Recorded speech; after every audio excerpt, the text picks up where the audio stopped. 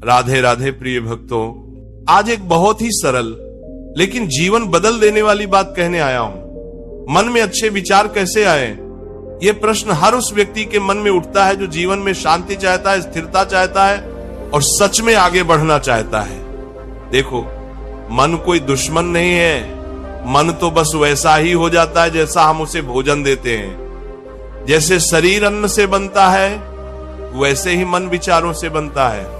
अक्सर लोग कहते हैं कि मेरे मन में गलत विचार अपने आप आ जाते हैं, नकारात्मक सोच अपने आप आ जाती है। लेकिन अपने आप कुछ भी नहीं आता, बीज पहले कहीं न कहीं बोया जाता है। जो देखा, जो सुना, जो सोचा, जो बार बार दोहराया गया, वही मन का स्वभाव बन गया।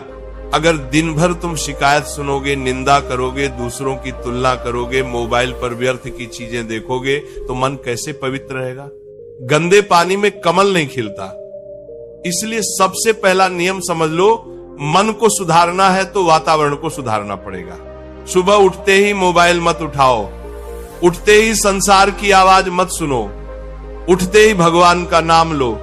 चाहे एक ही नाम हो, लेकिन प्रेम से लो। मन को पहला आदेश वही होना चाहिए जिस मन को तुम सुबह दिशा नहीं दोगे, वह दिन भर तुम्हें घसीटता रहेगा। मन छोटा बच्चा है, उसे जो सिखाओगे वही सीखेगा। अगर तुम उसे डर सिखाओगे, वह डरपोक बनेगा। अगर उसे क्रोध सिखाओगे, वो क्रोधित बनेगा। और अगर तुम उसे विश्वास सिखाओगे, वो मजबूत बनेगा। अच्छे विचार लाने का अर्थ ये नहीं कि बुरे विचार आए ही नहीं। बुरे विचार आना स्वाभाविक है। प्रश्न यह है कि तुम उन्हें बैठने देते हो या नहीं। पक्षी सिर के ऊपर से उड़ जाए, यह तुम्हारे वश में नहीं, लेकिन घोंसला बना ले, यह तुम्हारी अनुमति से होता है। जब भी नकारात्मक विचार आए, उससे लड़ो मत। लड़ोगे तो वह और ताकतवर होगा। बस उसे देखो और मन ही मन कह दो, ये मेरा विचार नहीं है, ये केवल एक आगंतुक है। और फिर भगवान के नाम में मन लगा दो। नाम में बहुत शक्ति है। नाम का अर्थ केवल शब्द नहीं होता। नाम स्मरण का अर्थ होता है कि तुम अपने आप को याद दिला रहे हो कि तुम अकेले नहीं हो। जब मन ये मान लेता है कि मेरे साथ कोई है, तभी भय कम होता है, चिंता कम होती है और अच्छे विचार जन्म लेते हैं। लोग पूछते हैं, महाराज जी, मन बहुत भटकता है, क्या करें? मैं कहता हूं, मन भटकेगा ही।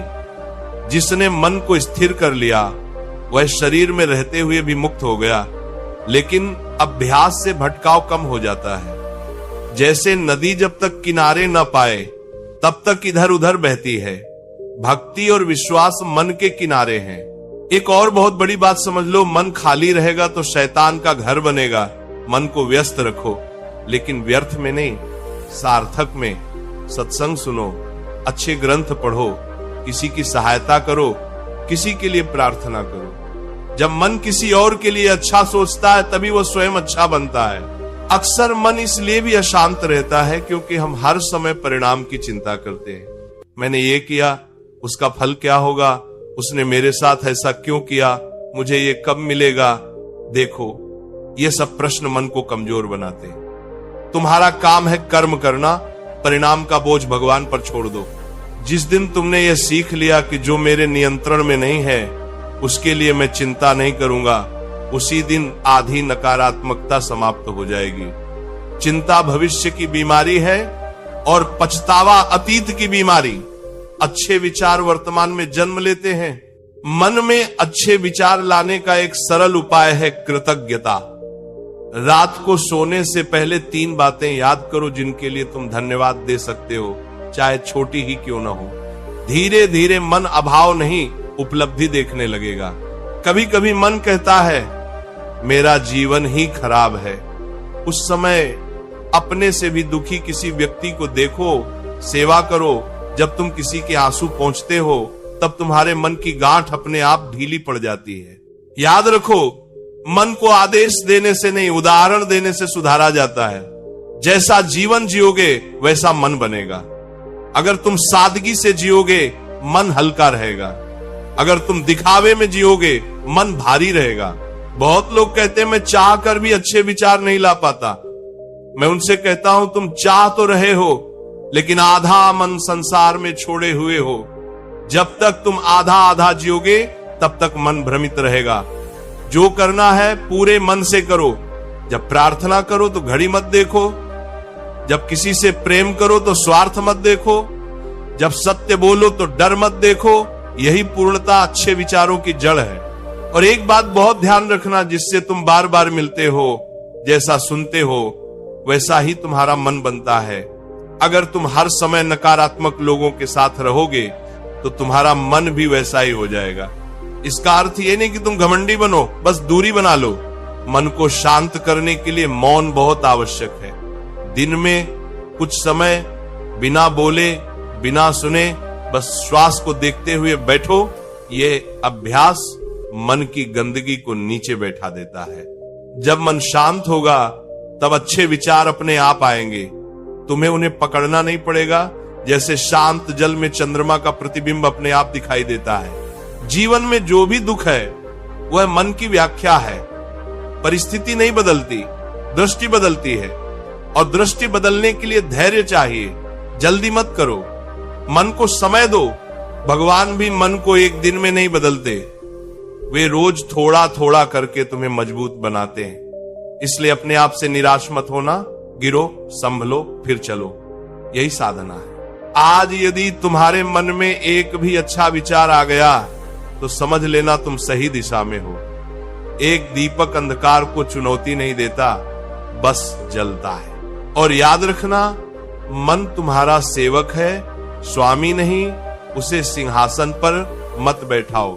सिंहासन केवल ईश्वर का है। अब इस बात को अपने हृदय में बैठा लो। और यहीं से इस विचार यात्रा को आगे बढ़ाते हुए एक बात और गहराई से समझ लो। मन को तुम जैसा आदेश दोगे वो वैसा नहीं बनेगा। मन वैसा बनेगा जैसा तुम स्वयं बनोगे।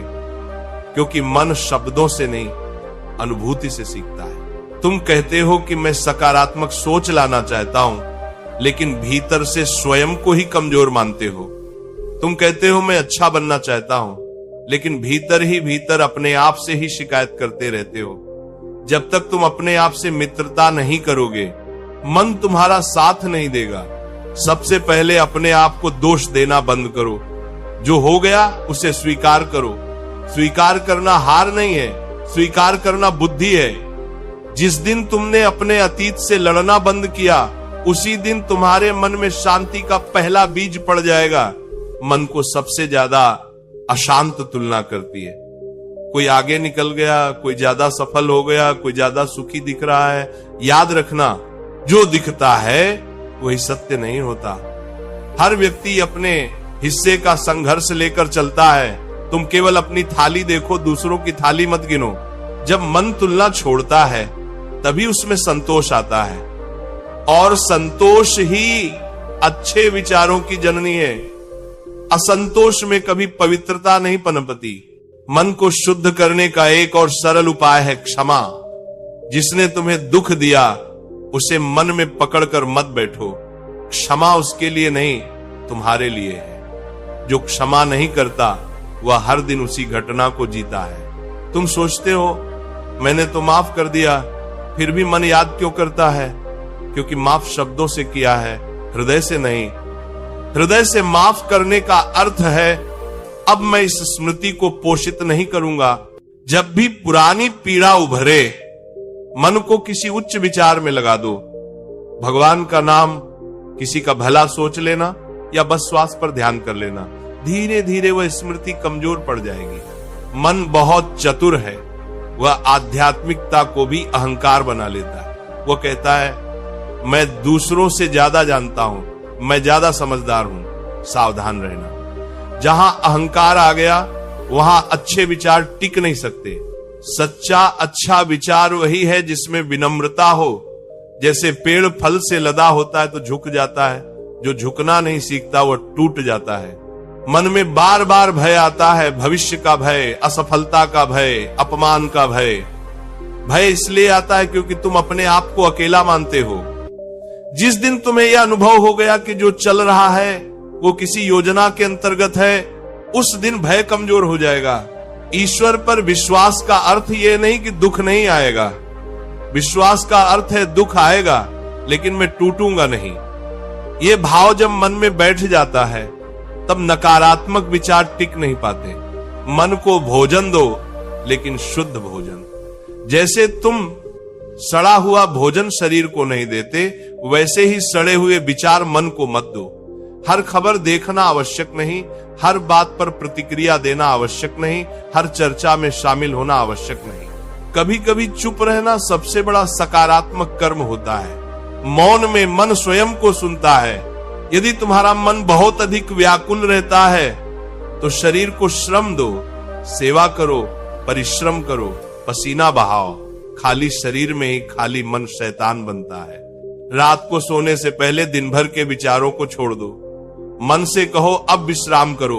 भगवान को धन्यवाद दो कि आज का दिन निकल गया। यह छोटा सा अभ्यास मन को सुरक्षित अनुभव कराता है। मन को भरोसा चाहिए।